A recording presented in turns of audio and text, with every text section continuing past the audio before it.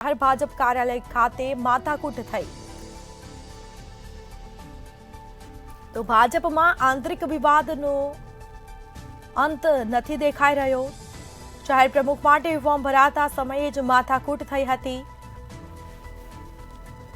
જેમાં પૂર્વ deputy mayor અને કોર્પોરેટ વચ્ચે માથાકૂટ થઈ હોવાનું જોવા મળ્યું છે। સામે આવ્યું છે બંને નેતાઓએ એકબીજા પર આરોપ લગાવ્યા હતા।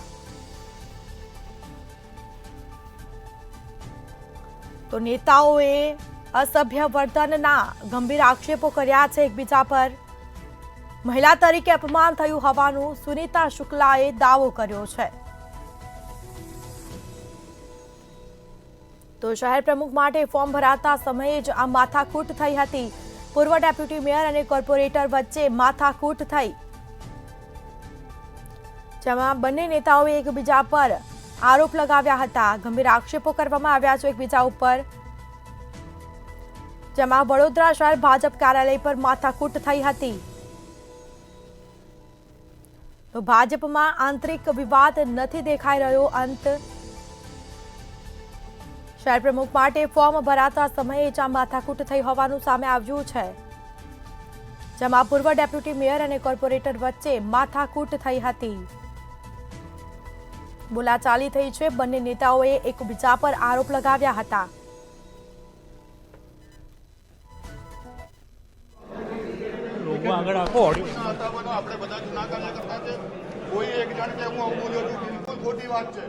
બિલકુલ ખોટો આક્ષેપ છે। અમે જે કાંઈ બોલ્યા છે મીડિયાના મિત્રો પાસે મારી બાઈટ છે। હું જે કાંઈ બોલ્યો છું મીડિયાના મિત્રો પાસે બાઈટ છે। હું મીડિયાના માધ્યમથી એક મહિલાની ગરિમા જળવાય, આમાંના દરેક જણ પાસે આનું રેકોર્ડિંગ છે। કાલે જાહેરમાં મૂકો, કાલે જાહેરમાં મૂકો। મેં અત્યારે મારા કાને સાંભળ્યું છે કે હું એના કપડાં ઉતારીને દોડું। આની અંદર જો તમે ખરેખર મીડિયાવાળા સાચું આનાથી તમારું ઘર ચાલે છે ને તમારામાં નૈતિકતા હોય તો તમે મૂકજો। મારામાં તો નૈતિકતા છે જ। હું મીડિયાના મિત્રોને કહેવા માંગુ છું, બેનના એકલામાં નહીં, અમારામાં બી નૈતિકતા છે। આવો કોઈ વિષય આવ્યો જ નથી। ખોટી રીતે આ નામ ઉછાળવાનો પ્રયાસ કરી રહ્યા છે।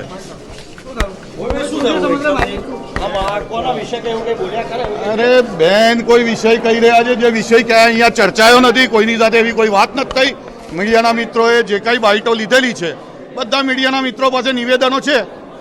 ખોટા વિવાદ એ તો એમને પૂછો, એમને પૂછો। એ સુનીતાબેનને પૂછો, એ સુનીતાબેનને પૂછો। હું એ જ કહી રહ્યો છું। ક્યારે એવી કોઈ વાત મેં કોઈ પણ કાર્યકર્તા માટે મારા જીવનમાં નથી કરી। કોઈ પણ કાર્ય બિલકુલ ખોટા આક્ષેપ છે, પાયાવિહોણા છે। અને કદાચ એમને એવું લાગતું હશે કે અધ્યક્ષ પદની મારી દાવેદારી હાલના જે અધ્યક્ષ છે એમને માટે કોમ્પિટ થઈ રહી છે, માટે આવા કઈ પ્રોપર ગંડા મીડિયાના થ્રુ ઊભા થઈ રહ્યા છે। સૌ કોઈ જાણે છે, સૌ કોઈ જાણે છે, અને સુનીતાબેનને પોતાને પણ ખબર છે। નથી એવી કોઈ મારે વિવાદમાં પડવાની જરૂર નથી। હું તો પાર્ટીની જે પ્રક્રિયા હતી એ મુજબ મારી ઉમેદવારી નોંધાઈ। અરે પણ પ્રમુખના દાવેદાર છે તો સ્પષ્ટ જ છે। હું એવું કહું છું તો ખરો, આજે બી મારી નૈતિકતાથી કે હું કોઈ પણ કાર્યકર્તા વિશે કાંઈ બોલ્યો નથી। કરી શકે, દરેકને આક્ષેપ કરવાનો અધિકાર છે, લોકશાહી છે, શું કરી શકીએ છીએ આપણે? બરાબર।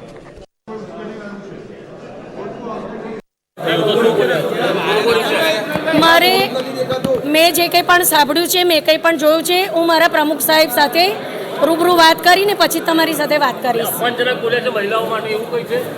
હા, મેં એવું સાંભળ્યું છે કે અપમાનજનક જ બોલેલા છે, પણ હું મારા પ્રમુખની પરમિશન લઈ અને પછી જ હું આગળ કઈ કાર્યવાહી કરીશ। એ જે વિવાદ આવેલો છે એવું પહેલા મારા પ્રમુખને કહીશ, પછી જ મીડિયાને કહીશ। શું કહો છો? ના ના, હું એક એવી મહિલા છું કે હું જાહેરમાં ક્યારેય કોઈ પણ પુરુષને સ્પર્શ કરતી નથી, અને મેં કોઈ પણ પ્રકારનો એને સ્પર્શ કર્યો જ નથી।